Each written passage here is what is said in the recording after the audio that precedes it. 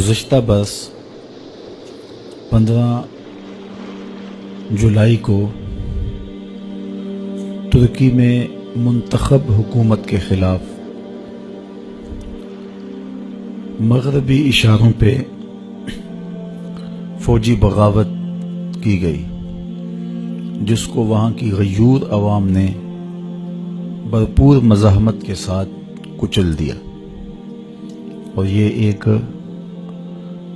شاندار اقدام تھا ترک قوم کا۔ اس سلسلے میں بہت سارے لوگ ٹینکوں تلے روندے بھی گئے اور انہوں نے قربانیاں بھی پیش کی۔ 1 سال گزرنے کے بعد اس دن کو ترک سربراہ رجب طیب اردگان نے کسی اور طرح کے جشن کی صورت میں منانے کی بجائے شہداء کے لیے 1,00,000 مرتبہ قرآن مجید کا ہدیہ پیش کرنے اور درود و سلام کی محافل منعقد کرنے کی اپنی قوم کو تلقین کی۔ تو آج سارا دن قرآن مجید کی تلاوت چلتی رہی اور درود و سلام کا ہدیہ بارگاہ رسالت مآب صلی اللہ علیہ وآلہ وسلم میں پیش کیا جاتا رہا۔ ابھی تک یہ سلسلہ وہاں ترکی میں جاری ہے۔ ترکوں کے ساتھ پورے عالم اسلام کے دل دھڑکتے ہیں، اس لیے کہ انہوں نے ایک طویل عرصہ عالم اسلام کی قیادت کی، اور جب ترک حکمران تھے تو امت مسلمہ باوقار زندگی گزار رہی تھی، لیکن پھر اغیار کی سازشوں نے مسلمانوں کو تقسیم کرنے کے لیے جغرافیائی تعصب کو ابھارا۔ عربوں کو مسٹر ہیمفر نے، لارنس آف عربیہ نے اپنے 4000 جاسوسوں کے ساتھ یہ باور کروایا کہ تم عرب ہو اور ترک عجم ہیں اور تمہارے اوپر ان کی حکومت ہے۔ تو جگہ جگہ سے بغاوتیں کھڑی ہوئیں۔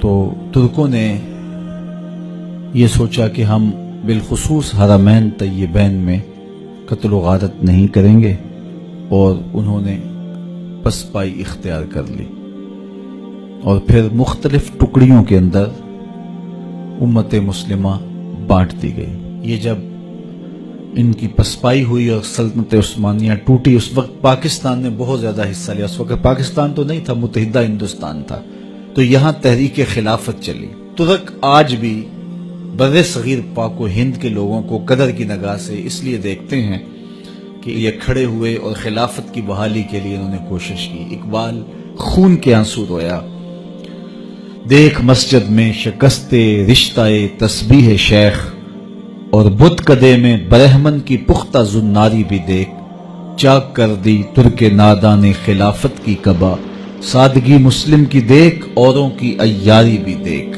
تو وہ ایک دردناک وقت تھا، ایک دکھی زمانہ تھا جب امت مسلمہ یتیم ہو گئی اور ان کی وحدت پارا پارا ہو گئی۔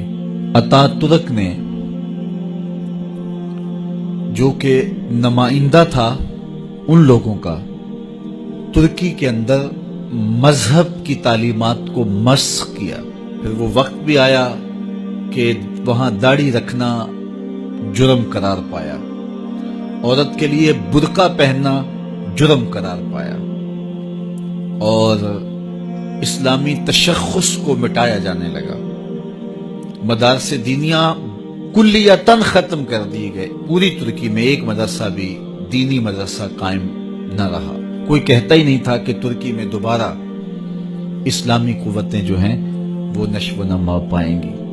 لیکن پھر آہستہ آہستہ اللہ تعالیٰ نے ترکوں کے دل میں اسلام کی جو محبت کا فطری جذبہ تھا اس کو اجاگر کیا۔ انہوں نے اپنے آپ کو مضبوط کیا، اپنی معیشت کو مضبوط کیا، اور دینی جذبوں کو اس طرح نئی نسل کے اندر کوٹ کوٹ کے بھرا کہ پھر اللہ تعالیٰ جل شانہ نے جو ہے وہ رجب طیب اردگان کی صورت کے اندر ان کو ایک ایسا لیڈر دیا کہ جنہوں نے اپنی قوم کو پاؤں پہ کھڑا کر دیا اور ان کے اسلامی تشخص کو جو ہے وہ ابھارا اور کھڑا کیا. تو وہ ترکی جو سیکولر بن چکا تھا دوبارہ مذہب کی طرف گامزن ہوا، اور اب جو غیر مسلم طاقتیں ہیں ایک آنکھ نہیں بھاتا ان کو طیب رجب اردگان، اس لیے کہ یہ اپنی قوم کو اسلام کی حقیقی روح کی طرف لے جا رہا ہے. تو اس لیے انہوں نے فوجی بغاوت کروائی کہ اس کی حکومت کا تختہ الٹ دیا جائے، جس طرح مصر میں ہوا. لیکن قوم ساتھ تھی تو وہ پوری قوت کے ساتھ کھڑی ہو گئی، انہوں نے بغاوت کو کچل دیا. طیب اردگان آج جو ہے وہ ان شہیدوں کی قبروں پہ گیا اور وہاں جا کے اس نے خود تلاوت کی، فاتحہ پڑھا، اور پھر سرکاری سطح پہ جو ہے وہ درود و سلام کا اس نے آغاز کیا، اور تقریبات منعقد ہوئیں ہر خانقاہ میں، ہر مدرسے میں، ہر جامعہ میں، ہر یونیورسٹی میں، ہر کالج میں، ہر ادارے میں اس وقت درود و سلام کے نغمے گونج رہے ہیں. ان کا میڈیا درود و سلام کے نغمات کی خوشبو بکھیر رہا ہے. چونکہ پاکستان کا رشتہ بہت گہرا ہے، پاکستانی قوم ٹوٹ کے پیار کرتی ہے، چونکہ وہ حضور کے بہت زیادہ محبت کا ربط اور رشتہ رکھنے والے ہیں. تو یہ صرف محبت کا اظہار ہے، ترکوں کے ساتھ اپنے پیار کا اظہار ہے. ہم نے اپنے طلباء کے ساتھ درود و سلام کے ماحول میں اس لمحے کو، اس وقت کو گزارنے کا ارادہ کیا.